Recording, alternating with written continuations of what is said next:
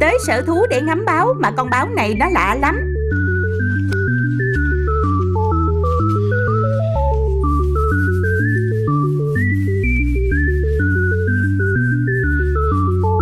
Ban đầu tưởng con báo này mang bầu, mà nhìn kỹ lại thì thấy hai quả bi hơi to nha.